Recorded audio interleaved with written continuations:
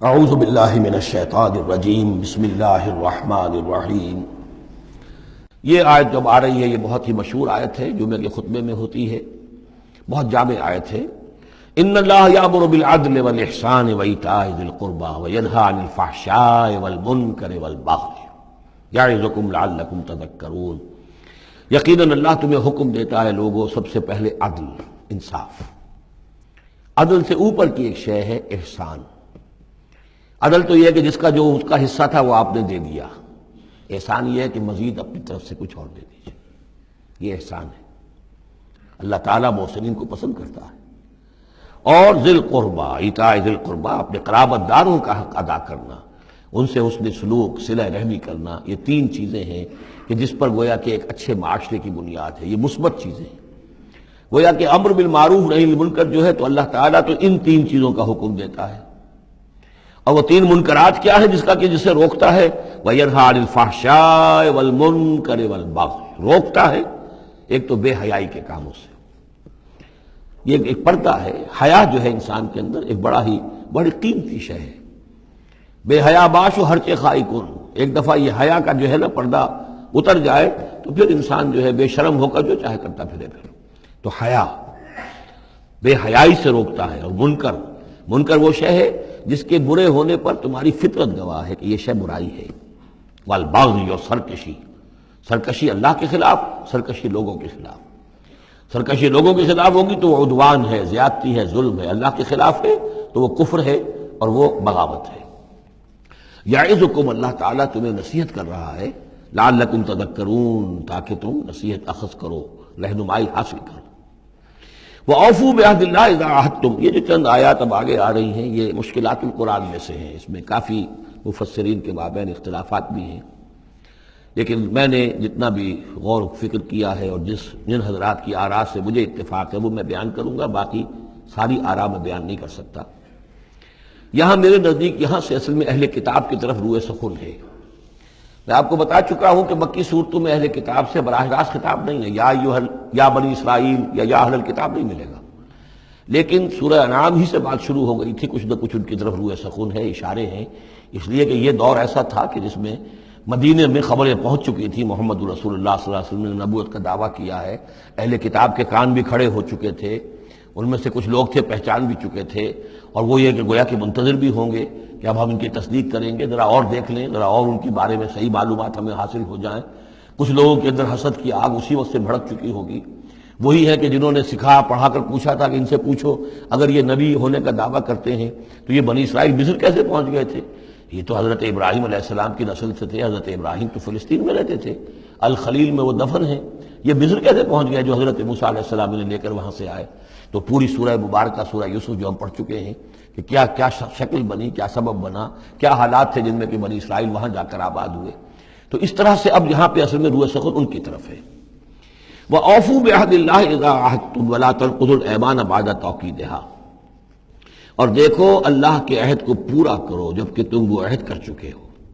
جو بنی اسرائیل سے اِذْ أَخَذَ اللَّهُ مِيثَاقَكُمْ، وہ جو بار بار آیا ہے، یہ تو تفصیل تو پھر جو ہے مدنی صورتوں میں آئی ہے جو ہم پڑھ چکے ہیں، وہ بعد میں نازل ہوں گی، ابھی گویا کہ اس کی طرف اشارہ کیا جا رہا ہے تاکہ جو ان کے صاحب علم ہیں وہ بات کو پا لیں، سمجھ لیں۔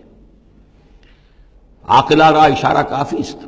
وَأَوْفُوا بِعَهْدِ اللَّهِ إِذَا عَاهَدتُّمْ، دیکھو اللہ کے عہد کو پورا کرو جبکہ تم نے عہد کیا ہے۔ وَلَا تَنقُضُوا الْأَيْمَانَ بَعْدَ تَوْكِيدِهَا، اور اپنی قسموں کو مضبوطی سے باندھنے کے بعد مت توڑا کرو۔ وَقَدْ جَعَلْتُمُ اللَّهَ عَلَيْكُمْ كَفِيلًا، اور اس پر تم نے اللہ کو کفیل بنایا ہے، اللہ کو گواہ بنا کر قسمیں کھائی ہیں، اللہ کو گواہ بنا کر تم نے عہد کیے تھے۔ إِنَّ اللَّهَ يَعْلَمُ مَا تَفْعَلُونَ، اللہ جانتا ہے جو کچھ کہ تم کر رہے ہو۔ وَلَا تَكُونُوا كَالَّتِي نَقَضَتْ غَزْلَهَا مِن بَعْدِ قُوَّةٍ أَنْكَاثًا، اس عورت کے مانند نہ بن جاؤ، اس دیوانی عورت کے مانند کہ جس نے بڑی محنت اور مشقت سے سوت کاٹا اور پھر اسے ٹکڑے ٹکڑے کر دیا۔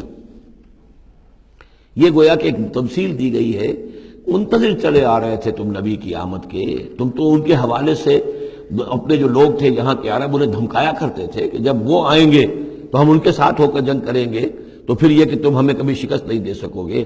اب یہ کیا ہو رہا ہے کہ جب اس نبی کا ظہور ہو رہا ہے تو اب تمہارے دل میں طرح طرح کے خیالات آ رہے ہیں، تو کیا اس بوڑھی عورت کی طرح کہ جس کی عقل ماری گئی تھی، بڑی محنت سے سود کاٹتی تھی اور پھر توڑ دیتی تھی، تو تم اپنا یہ سارا جو تانا بانا بنے بیٹھے تھے اب تک، اب تم چاہتے ہو کہ اس کو توڑ دو اور تار تار کر دو۔ ولا تکونوا کالتی نقضت غزلها من بعد قوة انکاسا تتخذون ایمانکم دخلا بینکم ان تکون امۃ ہی اربا من امۃ، تم نے اپنی قسموں کو دخل دینے کا ذریعہ بنا لیا ہے اپنے مابین، مبادا کوئی اور قوم کسی دوسری قوم سے چڑھتی ہوئی نہ ہو جائے۔ یعنی تمہاری یہ قومی کشاکش ہے کہ تم نہیں چاہتے کہ بنی اسماعیل جو ہیں اب انہیں یہ سبقت حاصل ہو جائے، یہ فضیلت حاصل ہو جائے جو بنی اسرائیل کو حاصل تھی 2000 برس۔ ان تکون امۃ ہی اربا من امۃ، مبادا ہو جائے ایک قوم دوسری قوم سے بڑھی ہوئی، دوسری قوم سے افضل۔ اب یہاں نام نہیں ابھی لیے جا رہے ہیں، جیسا کہ میں نے عرض کیا اشاروں کنایوں میں باتیں ہو رہی ہیں تاکہ اہل کتاب کے جو اہل علم تھے ان تک یہ بات پہنچ جائے، ان کے دلوں کے اندر اتر جائے۔ اب قسمیں کھا رہے ہیں کہ ہم تو نہیں مانیں گے، اگر واقعی یہ وہی نبی ہے لیکن ہے یہ بنی اسماعیل میں سے، یہ امیین میں سے، تو نہیں مانیں گے۔ قسمیں کھا کھا کر ایک دوسرے کے ساتھ جو ہے وہ عہد کر رہے ہیں، تو یہ کیا کر رہے ہو؟ ولا تکونوا کالتی نقضت غزلها من بعد قوة انکاسا تتخذون ایمانکم دخلا بینکم ان تکون امۃ ہی اربا من امۃ انما یبلوکم اللہ بہ، یہ تو اللہ تعالیٰ تمہیں آزما رہا اس کے ذریعے سے۔ دیکھنا یہ ہے کہ تم حق پرست ہو یا نسل پرست ہو۔ اگر تو نسل پرست ہو تو پھر اللہ سے تمہارا کوئی تعلق نہیں، اگر حق پرست ہے تو اللہ تعالیٰ نے اگر تمہاری نسل کے اندر رکھا ہوا تھا اب کسی اور نسل میں رکھ دیا ہے، اور پھر یہ کہ وہ اتنی دور کی نسل بھی نہیں، ابراہیم ہی کی نسل سے ہے۔ تمہارے جد امجد جو ابراہیم ہے انہی کی ایک شاخ تم ہو، تو انہی کی ایک شاخ جو ہے وہ محمد رسول اللہ کی قوم ہے، تو ان کو ہم نے چن لیا ہے۔ ان تکون امۃ ہی اربا من امۃ، اسی میں تم اسی جو ہے بغیم بینہم کے حوالے سے اب تم جو ہے اس آزمائش میں ناکام ہو رہے ہو۔ انما یبلوکم اللہ بہ، یہ تو اللہ تمہاری آزمائش کر رہا ہے۔ وَلَيُبَيِّنَنَّ لَكُمْ يَوْمَ الْقِيَامَةِ مَا كُنتُمْ فِيهِ تَخْتَلِفُونَ، اور پھر اللہ تعالیٰ لازماً ظاہر کر دے گا تمہارے لیے قیامت کے دن جو کچھ کہ تم جس میں اختلاف تم نے کیا تھا۔ وَلَوْ شَاءَ اللَّهُ لَجَعَلَكُمْ أُمَّةً وَاحِدَةً، اللہ چاہتا تمہیں ایک ہی امت بنا دیتا، یہ تفریقی نہ ہوتی کہ ایک امت کو ہٹا کر دوسری امت کو ہم لے آئے، ایک امت کو ہم معزول کر رہے ہیں دوسری امت کو لا رہے ہیں۔ ہم چاہتے یہ بھی کر سکتے تھے، تمہارے ہی اندر جو ہے ایک اور نشأت ثانیہ ہو جاتی، نشأت ثالثہ ہو جاتی۔ ایک نشأت ثانیہ تو ہو چکی تھی، ایک مرتبہ نیبوکدنضر کے ہاتھوں برباد ہوئے ہیکل سلیمانی تباہ ہو گیا تھا، پھر حضرت عزیر علیہ السلام کی دعوت توبہ اور اصلاح کے ذریعے سے تمہارے اندر دوبارہ ایک زندگی پیدا ہو گئی، تمہیں پھر ایک اور عروج ہوا، اب کر سکتے تھے یہ۔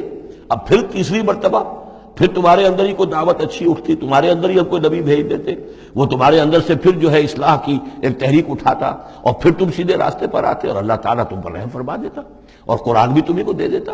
اللہ کر سکتا تھا۔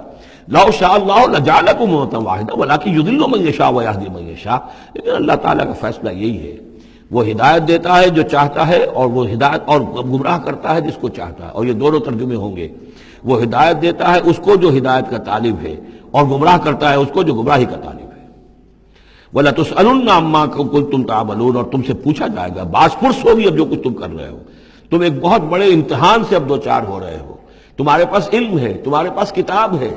اب وہ انداز یاد کیجئے کہ جو سورہ بقرہ کے 5ویں رکوع میں یا بنی اسرائیل اذکروا نعمتی التی انعمت علیکم واوفوا بعہدی اوف بعہدکم وایای فارہبون وآمنوا بما انزلت مصدقا لما معكم ولا تكونوا اول كافر به ولا تشتروا بآياتي ثمنا قليلا وإياي فاتقون ولا تلبسوا الحق بالباطل وتكتموا الحق وانتم تعلمون۔ وہی تو بات شروع ہوئی کہ اوفوا بعہد اللہ اذا عاہدتم، یا بنی اسرائیل اذکروا نعمتی التی انعمت علیکم واوفوا بعہدی اوف بعہدکم وإیاي فارہبون۔ یہ در حقیقت یہ آیات جو ہیں یہ تمہید ہیں گویا کہ سورہ بقرہ کے 5ویں رکوع میں جو آیات آئی ہیں ان کی۔ وَلَا تَتَّخِذُوا أَيْمَانَكُمْ دَخَلًا بَيْنَكُمْ فَتَزِلَّ قَدَمٌ بَعْدَ ثُبُوتِهَا۔ اب دیکھو اپنی قسمیں جو کھا کھا کے اب تم ایک دوسرے کے ساتھ معاہدے کر رہے ہو کہ ہم نہیں مانیں گے، نہیں مان لائیں گے، نہ ان قسموں کو تم اپنے درمیان دھوکے کا ذریعہ بناؤ کہ ایک قدم جمنے کے بعد اور پھسل جائے۔ تمہارے دل میں بات آ چکی ہے، تم پہچان چکے ہو، یعرفونہ کما یعرفون ابناہم، اب تم پھسلو گے تو ظاہر بات ہے کہ فنہارا بہ فی نار جہنم، تو پھر تو یہ کہ سیدھے سیدھے جہنم کی آگ میں گرو گے۔ وَتَذُوقُوا السُّوءَ بِمَا صَدَدتُّمْ عَنْ سَبِيلِ اللَّهِ، اور تمہیں برائی کا مزہ چکھنا پڑے، عذاب کا مزہ چکھنا پڑے بسبب اس کے کہ تم نے روکا لوگوں کو اللہ کے راستے سے۔ تمہیں تو چاہیے تھا کہ سب سے پہلے کھڑے ہو کر گواہی دیتے۔ وَمَنْ أَظْلَمُ مِمَّنْ كَتَبَ شَهَادَةً عِندَهُ مِنَ اللَّهِ، تم کہتے کہ ہاں بالکل ٹھیک ہے، ہماری کتابوں میں جو تھی یقین محمد اللہ کے رسول ہیں، سب سے پہلے تمہیں بڑھ کر ان کی توثیق کرنی چاہیے۔ وَلَا تَكُونُوا أَوَّلَ كَافِرٍ بِهِ، کہا تم سب سے پہلے کافر ہوئے جا رہے ہو۔ وَلَكُمْ عَذَابٌ عَظِيمٌ، اور تمہارے لیے بہت بڑا عذاب ہے۔ صدق اللہ العظیم۔